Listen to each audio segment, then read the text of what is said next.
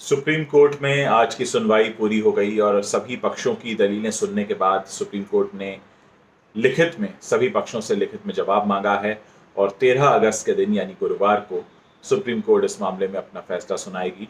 सभी को इंतजार है कि सुप्रीम कोर्ट सीबीआई जांच वाले मामले पर किस तरह का फैसला सुनाती है। लेकिन मैं आपको बता दूं कि सुप्रीम कोर्ट के जज ने ये साफ तौर पर रिया चक्रवर्ती के वकील को कहा कि आप तो पहले से ही सीबीआई जांच की मांग कर रहे थे।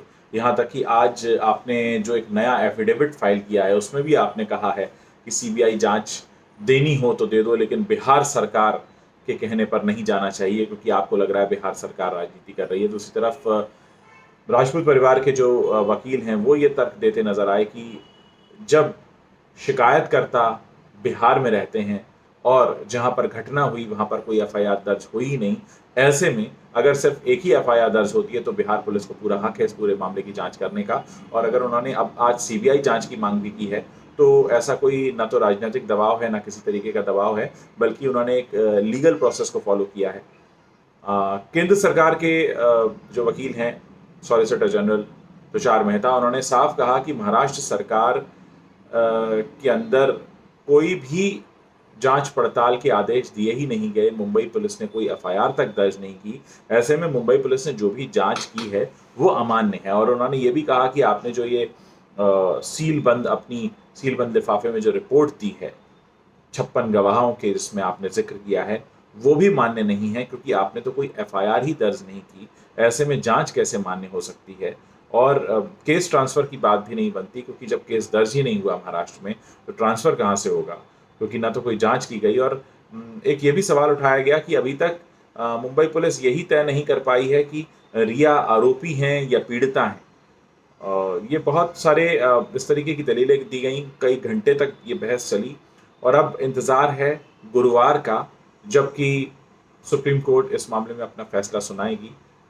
पूरे देश में इस बात को लेकर मांग की जा रही है कि इस मामले की निष्पक्ष जांच हो और सुप्रीम कोर्ट भी इस मामले को एक अलग ऐतिहासिक मामले के तौर पर देख रही है, क्योंकि बहुत सी नजरें इस पूरे मामले पर लगी हुई हैं। ऐसा शायद देश के इतिहास में पहली बार हुआ है कि एक सेलिब्रिटी की ऐसी रहस्यमय मौत हो जाती है, 45 दिन तक कोई एफआईआर नहीं होती और उसके बाद दूसरे राज्य की पुलिस जब उसकी जांच करती है, क्योंकि दूसरे राज्य की पुलिस के पास एफआईआर दर्ज होता है और वो मुंबई में आती है जांच करने के लिए, यहाँ उसे सहयोग नहीं मिलता, वो जांच पड़ताल करके अपने गृह राज्य वापस चली जाती है और उसके बाद फिर मुंबई पुलिस उस राज्य की पुलिस के खिलाफ एफआईआर दर्ज कर लेती है। मतलब मुंबई पुलिस के पास आज की डेट में सुशांत सिंह राजपूत मामले में अगर कोई एक एफआईआर दर्ज हुई है तो वो है बिहार पुलिस के खिलाफ। यानी सुशांत सिंह राजपूत मामले में सिर्फ एक ही एफआईआर दर्ज कर पाई है मुंबई पुलिस। 56 गवाहों का बयान दर्ज हुए, लेकिन अभी तक ये फैसला नहीं हो पाया कि रिया आरोपी हैं या रिया पीड़िता हैं। दूसरी तरफ रिया जो सबसे पहले सीबीआई जांच की मांग कर रही थी, जैसे उनका नाम उस एफआईआर में आया जो सीबीआई ने दर्ज की, तो उनको ये लगने लगा कि सीबीआई से जांच नहीं होनी चाहिए और वो बार बार उनके वकील ये जोर देते रहे कि इस मामले को मुंबई पुलिस तक रखिए। इस पर सुप्रीम कोर्ट के जज ने उनसे पूछा भी कि आपने तो सबसे पहले सीबीआई जांच की मांग की थी और आपने अभी भी जो एक एफिडेविट दाखिल किया है उसमें आपने लिखा है कि जांच चाहे सीबीआई से करवा लो, लेकिन बिहार सरकार को इस मामले से दूर रखो क्योंकि वो राजनीतिकरण कर रहे हैं। इस पर विकास सिंह जो राजपूत फैमिली के वकील हैं, उन्होंने साफ कहा कि इस मामले में कोई राजनीतिकरण नहीं हो रहा है, चुनाव अभी बहुत दूर हैं और इस तरह के हादसे को चुनाव या किसी राजनीतिक समीकरण से जोड़कर देखने की जरूरत नहीं है, क्योंकि देश की जनता इस समय हाहाकार कर रही है। सभी लोग इस समय ये मांग कर रहे हैं कि सीबीआई को जांच दे दी जाए। और क्योंकि 1.5 महीने में देखा गया कि मुंबई पुलिस ने कोई भी ऐसा सबूत नहीं जुटाया, तो ये अपने आप में एक बहुत बड़ा ऐसा मामला बनता जा रहा है जिस पर आगे आने वाले इतिहास में भी सबकी नजरें दी रहेंगी। लोग इसके बारे में बात किया करेंगे, इसका हवाला दिया करेंगे। ये अपनी तरह का बिल्कुल अलग मामला है जहाँ पर दो राज्य की सरकारें आमने सामने आती दिख रही हैं और एक राज्य की पुलिस ने दूसरी राज्य की पुलिस के खिलाफ एफआईआर भी दर्ज कर ली है।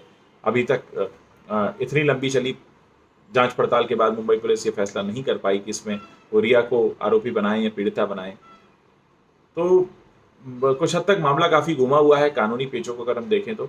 आज रात 8 बजे मैं सुप्रीम कोर्ट की जो एडवोकेट हैं मीरा कौरा पटेल, उनके साथ मैं लाइव रहूँगा और उनसे हम बहुत सारे सवाल पूछने वाले हैं। आज की सुनवाई पर उनकी पूरी नज़र रही है। आप लोगों के भी जो भी सवाल हों आप उनसे पूछ सकते हैं। फिलहाल अब रात 8 बजे मिलेंगे और ये जानेंगे कि आज जो सुप्रीम कोर्ट में हुआ उससे हम गुरुवार को क्या एक्सपेक्ट कर सकते हैं, 13 अगस्त को सुप्रीम कोर्ट क्या कह सकती है और किस तरह से इस पूरे मामले में ये आगे बढ़ने वाला है। बिहार सरकार की तरफ से ये भी कहा गया है कि महाराष्ट्र सरकार के मुख्यमंत्री के बेटे का नाम इसमें आ रहा है, इसलिए इसकी जांच निष्पक्ष कराए जाने की सबसे ज़्यादा ज़रूरत है और ये भी कहा गया कि सीबीआई ही इसकी एक निष्पक्ष जांच कर सकती है। तो देखते हैं फिलहाल कि आप गुरुवार को क्या होता है। 13 अगस्त से काफ़ी उम्मीदें हैं। सुप्रीम कोर्ट ने फैसला सुरक्षित रखा है, लिखित जवाब मांगे हैं और उम्मीद है कि सुप्रीम कोर्ट जल्द ही सीबीआई जांच को अपनी हरी झंडी दे देगी।